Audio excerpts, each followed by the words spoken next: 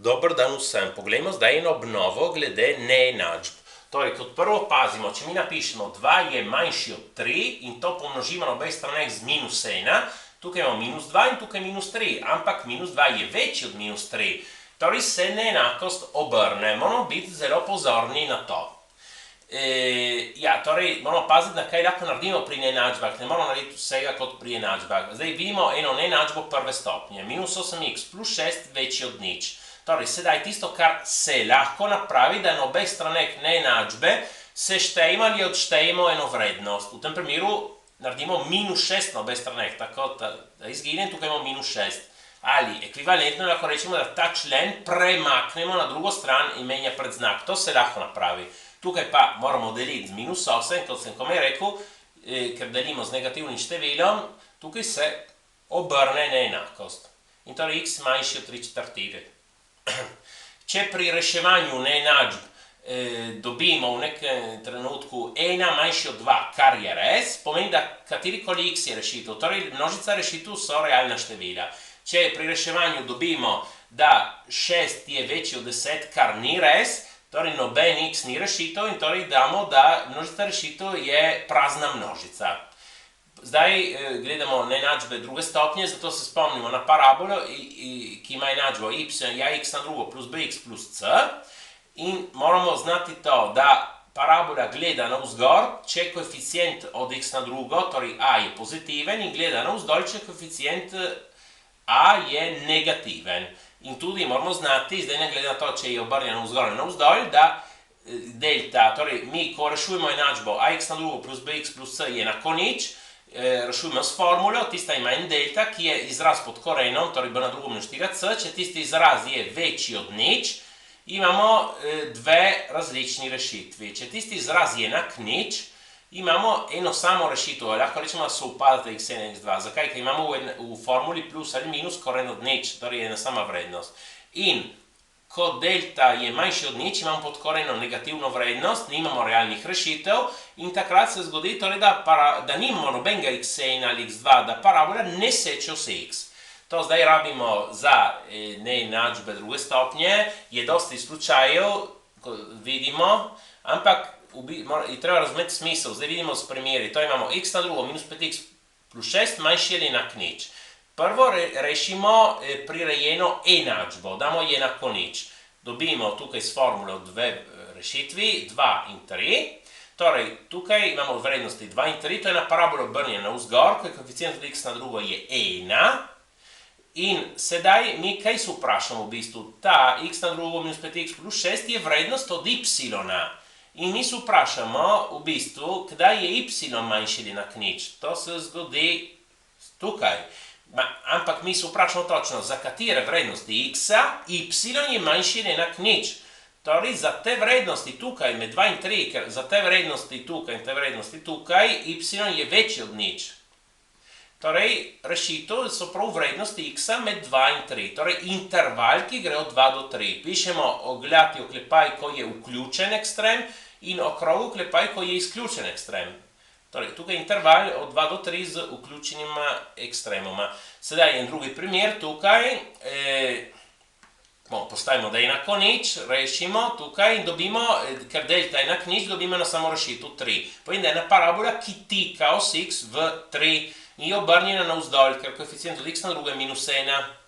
Je taka. Zdaj tukaj se vprašamo, kdaj je večji ali enako nič. Eden bi rekel, ni nikoli večji od nič. Ja, ampak dopuščamo tudi možnost, da je enako. To je točno enako nič, ko smo tukaj. Torej, rešitev te neenačbe je ena sama vrednost, x je enako 3. Torej, v bistvu morate gledati zmeraj, skicirati te grafe in se razume iz tega. Naprimer, tukaj, če imamo ta slučaj, ko je parabola obrnjena vzgor in delta je negativen, če tukaj vas vprašajo, kdaj je večji od nič, zmeraj. Torej, vsa realna števila so rešitev. In če vprašajo, kdaj je manjši od nič, za noben x. In torej, tam je prazna množica. Sedaj, neenačbe višje stopnje, kako rešujemo. Kot prvo zmeraj napišemo prirejeno enačbo. Sedaj potem morate pogledati metode za to, da rešujemo enačbe višje stopnje. V tem primeru je simetrična enačba. In torej moramo poskušati 1 ali minus 1, če so rešitve. Torej poskusimo 1, i če je ničla polinoma in vidimo, da je. In torej x1 enak 1. Ta x1 ga damo sem, tukaj damo koeficijente polinoma, rabimo Rufinovo pravilo in dobimo 3x na drugo plus 10x plus 3. Tudi to postavimo enako nič, rešujemo s formulo in dobimo tukaj dve rešitvi, minus 3, minus 1 tretjina. Torej vse tri ničle tega polinoma tretje stopnje so 1, minus 3, minus 1 tretjina. Sedaj torej naš polinom razstavimo kot produkt. Sedaj, tukaj imamo x minus 1, reče, zakaj minus 1 tukaj je 1? Ja, ker x minus 1 ima kot ničlo prav vrednost 1. X minus 1 se zniči, ko x je enak 1. Ja, in ta drugi polinom ga enostavno tukaj damo zraven, ne, tako kot piše. Torej, ta polinom krat ta polinom je manjši ali enak nič. In sedaj, en produkt je manjši enak nič, torej moramo gledati predznak enega faktorja in drugega faktorja. Napišemo eno črto za x minus 1, eno črto za ta polinom druge stopnje. In sedaj gledamo, torej x minus 1 se velja nič, ko x je enak 1. To ja. Ampak x minus 1 kaj predstavlja? Predstavlja eno premico, ki ima strmino 1, ker je n krat x. Bi bilo y je n krat x minus 1. Strmina je pozitivna, torej premica narašča. Tukaj velja nič, narašča, torej prej je negativna in potem je pozitivna. Tukaj to je parabola, ki se zniči v minus 3 minus 1 tretjina, parabola, ki gleda navzgor, ker koeficient x na drugo je 3, to je ena parabola tako, tukaj negativno, tukaj pozitivno. Potem, ja, tukaj, kjer so ničle, damo ničle, so ničle polinoma, tretje stopnje, in sedaj gledamo pravilo predznakov, ne, minus krat plus je minus, minus krat minus je plus, minus krat plus je minus, plus krat plus je plus. In torej smo se vprašali, kdaj je manjši ali enak nič, to se zgodi tukaj in tukaj gremo od minus neskončnosti do minus 3 in od minus 1 tretjine do 1. Ja, torej tukaj ekstremi so vključeni, ker dopušča tudi možnost enakosti. Minus neskončnost ni nikoli, minus ali plus neskončnost ni nikoli vključena, to po konvenciji lahko rečemo, ker nikoli ne dosežemo neskončnosti, vsekakor, tisti je smisel.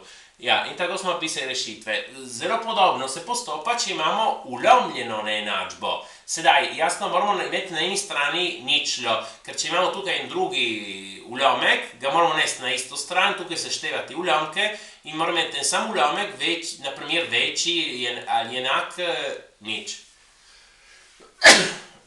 Torej, sedaj moramo dobiti ničle števca in imenovalca. Torej, tukaj rabimo formulo in dobimo 4 in 1, nič je števca. Nič imenovalca dobimo kar na pamet, x na drugo minus 9 je enako nič, x na drugo enako 9, x je plus ali minus 3.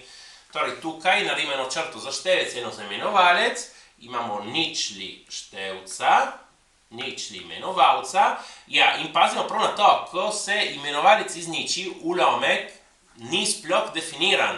Torej, v minus 3 in 3 tukaj f od x, kot funkcija, vsekakor ta ulomek ni definiran. Torej, te vrednosti ni. Tukaj, kjer števec velja nič, pa ulomek velja nič. Torej, sedaj, to je ena parabola obrnjena navzdolj, ki se zniči v 1 in 4. Torej, tukaj imamo plus plus in tukaj minus. To je parabola obrnjena navzgor, ki imamo 1 krat x na drugo. In torej, tukaj imamo minus minus, tukaj plus. Sedaj rabimo zmeri pravilo predznakov, ki je isto za deljenje kot za množenje in dobimo te predznake za naš ulomek. Se vprašamo, kdaj je večji ali enak nič. To se zgodi tukaj, ker je tudi možnost, da je enako, bi mogli vključiti ekstreme, ne? Samo pazimo, da minus 3 ne mora biti vključen, ker tam funkcija, naš ulomek sploh ni definiran in niti v plus 3 isto. Tam ni definiran, ne moramo vključiti. 1 in 4 pa, ja, ki bomo vključili. Ja, sedaj, nasplošno, kako reševati neenačbe, je treba si pomagati v bistvu z grafom. In tisto, kar je glavno, če funkcija narašča ali pada, tam, kjer nas zanima, v bistvu je treba narisati za to, da bo jasno, kako reševati. To dam nekaj idej. Torej, če mi moramo rešiti, 1/2 na x je večji od 2, torej, mi narišemo graf od 1/2 na x, je ena padajoča funkcija. Kot prvo, zmeri rešimo prirejeno enačbo. Rešimo 1/2 na x je enako 2. Na obeh straneh naredimo logaritem z osnovo 1/2, tukaj ostane samo x in tukaj se zračuna točno, je minus 1, ker ena polovica na minus prvo je prav 2. Ja, in torej na grafu, ko x je minus 1, funkcija velja 2. Ja, in sedaj, mi se moramo vprašati to, ena polovica na x, torej vrednosti na grafu, so večje od 2. Kje se to zgodi? Ja, vrednosti y tukaj so večji od 2 tukaj. In torej za katere x-e? Za x-e, ki so manjši od minus 1. Torej v nekem smislu se obrnila na enakost, ampak je treba gledati graf, edina možnost.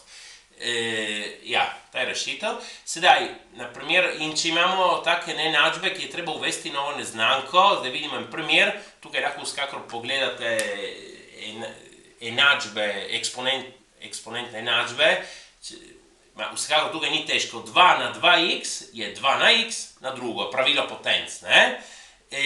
Minus 5 krat 2 na x plus 6 manjši enak nič. Vzamemo spremenljivko t, ki je 2 na x. In torej imamo t na drugo, minus 5t plus 6 manjši enak nič. To sem dal nalašč, da je isto kot to, zato da ne rešim še enkrat. Samo ime spremenljivke je različno, tukaj je t in tukaj je x, ampak je prav ta neenačba. In torej rešitve so bile interval od 2 do 3. In torej rešitev za t je interval od 2 do 3. In to lahko napišemo kot t večji ali enak 2 in t je manjši ali enak 3. In torej, mi, ker vemo, da t je 2 na x, bomo postavili 2 na x je večji ali enak 2 in 2 na x je manjši ali enak 3. V obeh primerih rešimo prirejeno enačbo. 2 na x je enako 2 in tukaj 2 na x je enako 3. Tukaj naredimo logaritem z osnovo 2 na obe straneh, tudi tukaj. Tukaj imamo x je enako 1, 2 na prvo je 2. Tukaj pa imamo vrednost logaritem z osnovo 2 od 3.